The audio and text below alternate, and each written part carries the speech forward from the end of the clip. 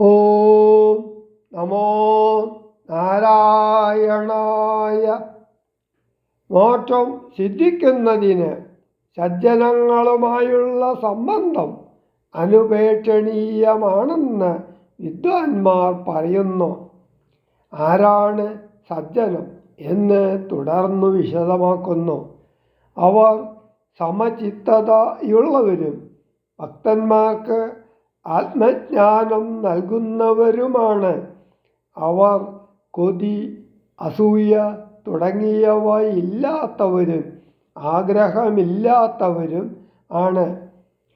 എല്ലാ ആഗ്രഹവും നശിച്ചവർ, ആസക്തി നശിച്ചവർ, സൽപ്രവൃത്തികളിൽ മാത്രം താൽപ്പര്യമുള്ളവർ, യമം, നിയമം മുതലായവ പരിശീലിച്ചതിൻ്റെ സമ്പന്നത നേടിയവർ, കാമക്രോധബാധയില്ലാതെ മനസ്സിനെ നിയന്ത്രിക്കാനും ഇന്ദ്രിയങ്ങളെ കീഴടക്കാനും ശീലിച്ചവർ എന്നിങ്ങനെയുള്ളവരെല്ലാം സജ്ജനമാണ്.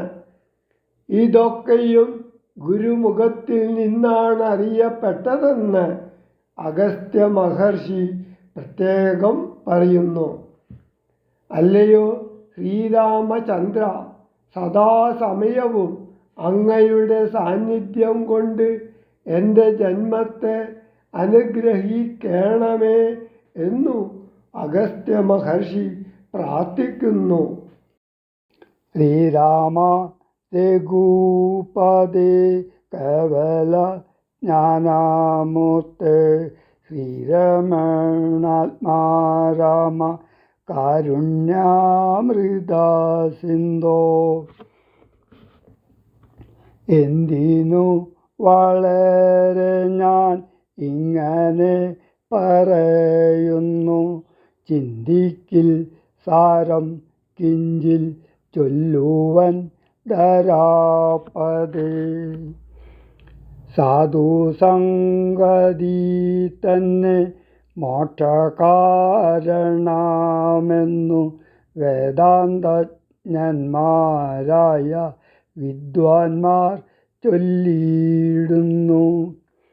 സാധുക്കളാകുന്നതു സമചിത്തന്മാരല്ലോ ബോധിപ്പിച്ചിടും ആത്മജ്ഞാനവും ഭക്തന്മാർക്കായി. നിസ്പൃഹന്മാരായി വിഗതൈഷ്ണന്മാരായി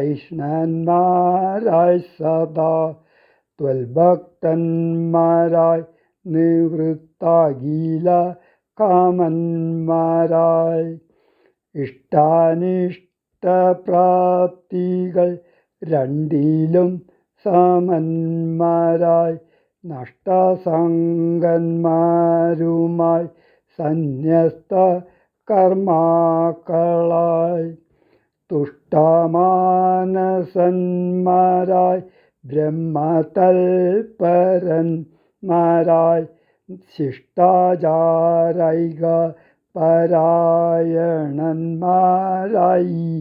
നിത്യം യോഗാർത്ഥം യമ നിയമാദിസമ്പന്നന്മാരാൽ ഏകാന്തേ ശമദമ സാധന യുക്തന്മാരായി സാധുക്കളവരോടു സംഗതിയുണ്ടാകുമ്പോൾ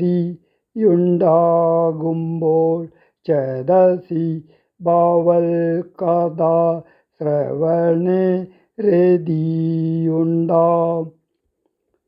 ത്വൽകഥാശ്രവണേന ഭക്തിയും വർദ്ധിച്ചിടും.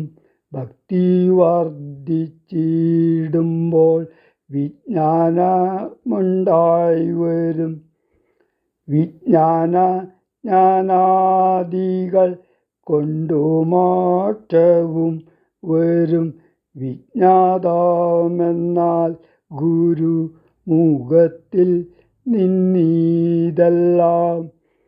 ആകയാൽ ത്വൽഭക്തിയും നിങ്കലെ പ്രേമവായ്പും രാഘവ സദാ ഭവിക്കണമേ ദയാനിധേ.